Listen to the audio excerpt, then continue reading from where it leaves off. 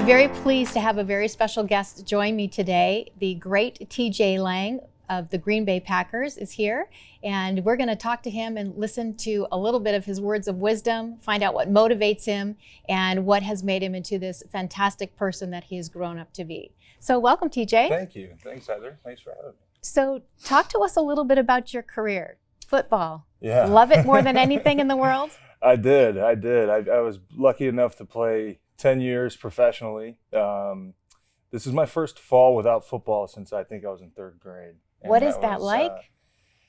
It was bittersweet. I think my body felt really good. I wasn't in pain every single day, but you miss the atmosphere, the environment of being in a locker room and the competing at the highest level. Those are kind of the feelings that you miss the most. But lucky for me, I have 3 young kids at home, and I'm catching up on a lot of missed time. Well, that's good. That's good. Well, I have spent many a weekend watching you play football, and your career has been incredible. Thank you.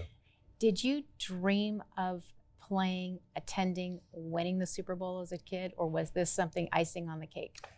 Everybody tells you how hard it is, to play college ball, and then everybody tells you how much harder it is to play in the NFL. And I don't think that pressure ever really fazed me. I always told myself, if I work hard, and I become a good player, things are going to work out for themselves. I just have to prepare, and I have to be ready for my opportunity when it strikes. And I was, for the most part. And, I tell guys all the time, you don't wake up and go play 10 years in the NFL. It's a lot. It's hard work. It's dedication. It's commitment. It's a passion.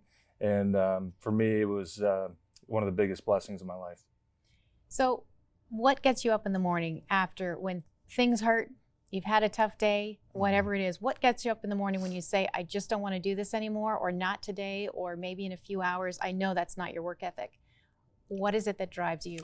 What always drove me was my teammates, the guys I worked with. I knew that when there was a December game and I was, my knees were hurting or my hips were hurting a little bit, and I didn't really want to practice that day, or I didn't want to do the extra work, I could look across the room and see somebody that's in just as much, if not more pain than I was, doing the things that I didn't want to do.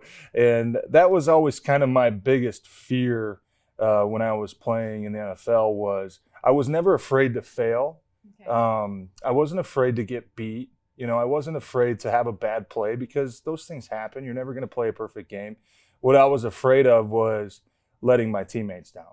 And I think there's a difference between failure and letting your teammates down, because when you fail, everybody has a bad play. When you fail, a lot of the times it's due to lack of preparation. It's due to being lazy. It's due to not having the right mindset when you're going into competition.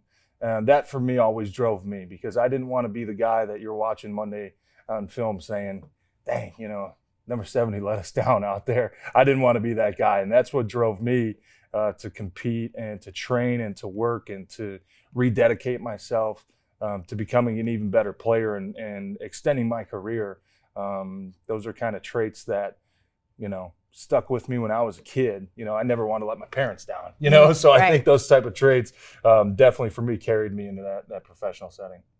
Did you have a mentor or role model growing up or on the field that you looked up to or wanted to emulate yourself after? Yeah, I think growing up, obviously my parents. I grew up in Ferndale, Michigan, which is a really small blue-collar town. It's changed a little bit over the years. It was when I was growing up. My dad worked for the city of Ferndale right out of high school when he was 18, and ended up working at the city for almost 40 years. And it's not a very glamorous job. I mean, they're the guys out salting the roads and plowing the roads and getting all the public parks ready to go. And I could just the work ethic that he had and the passion that he had to make his city better and to make the citizens live a better life. I think that kind of passion and that just dedication really wore off on me. So much of the game is mental. Obviously, it's a physical game, but much of the game is mental. You can sabotage yourself or you can help yourself mentally. Exactly. Yeah, I think, and that's a challenge that I learned early on, because everybody's in the NFL for a reason. It's because you're big, you're fast, you're strong, you're capable of to being a good player. It just depends on, do you want to put the work in? Do you want to stay an extra hour after meetings and after everything's done to go rehab and go get your body right for the next day? It's the little things like that are part of the mental preparation. And I think for me, my whole game, probably, if I had to put a percentage on it, 75, maybe 80% was mental. Really? Because I knew that physically, I knew I had the tools. Mentally, I knew that if I go in with doubts in my head, I'm probably not going to play very well. If I go in and I'm feeling 100% confident against the guy I'm going against, my job is to block him, I can get it done, right? And I think it's just like anything in life. Now that I'm retired, I go into my only competition now is golfing. And if I'm standing over a golf ball and I'm saying, don't slice it, 99% of the time I slice it, right? But if I visualize in my head and I say, I've hit this shot on the driving range, I've hit this shot 2 holes ago and I hit a good one, let's do the same thing. Let's get back into our routine, take that deep breath, get your mind right. Usually it ends up, being a good shot. And football is no different. Very nice. What do you hope to do now? Do you have your sights on anything? I know you probably have a lot of opportunities. Do you have anything in particular that you really want to do that you haven't had a chance to?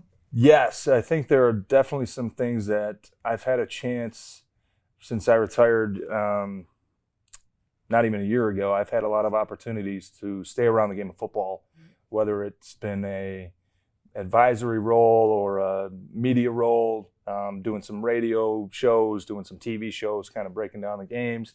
I think those are things that I've always been interested in. But for me, whatever it is I want to jump into, I want to take time and kind of dabble in everything. I want to go do radio. I want to do TV. I want to do football. I want to do college football. I want to do NFL football. And I want to get that experience to where at least the next time I do it and I say, this is what I want to do, I'm going to be a lot more prepared. Success is when preparation meets opportunity, That's right. And I'm just the type of guy that before I jump into something, I want to be prepared because I don't want to look like, unprofessional in any sort of setting, whatever it is I'm doing. That's right. Yeah. So do you want to part with telling us what's the best piece of advice someone ever gave you in your entire life, or what are some words that you live by? Wow. I had a high school coach, Alpha Casa, who's one of the best high school coaches in the history of high school football in the country, not just Michigan. And he always used to have these sayings. And at the time, you're like, gosh, I'm sick of hearing that, But I think the one big thing for me is character. And I think, and I can still hear him say his quote was, character is who you are when nobody's watching. And I think for me that when you're a 16-year-old kid, you're like, what does that mean? I don't even know what he's talking about. You don't have many responsibilities when you're a kid. But now that I'm, in my 30s now, it's like, gosh, 3 kids of my own. There's one message that somebody's given me. That's what I want my kids to know. That's what I want to tell them is it's really easy to pretend to be somebody and act like somebody, when you're surrounded by a group of people. It's a lot harder when you're by yourself to make the right decisions. And luckily I had a lot of great mentors and friends that helped me out throughout the years. And I think that would be one lesson that I would try to pass down to my children. Very nice. Yeah. Thank you so much for sharing your time with us Thanks, today. Heather. Great. Thank you.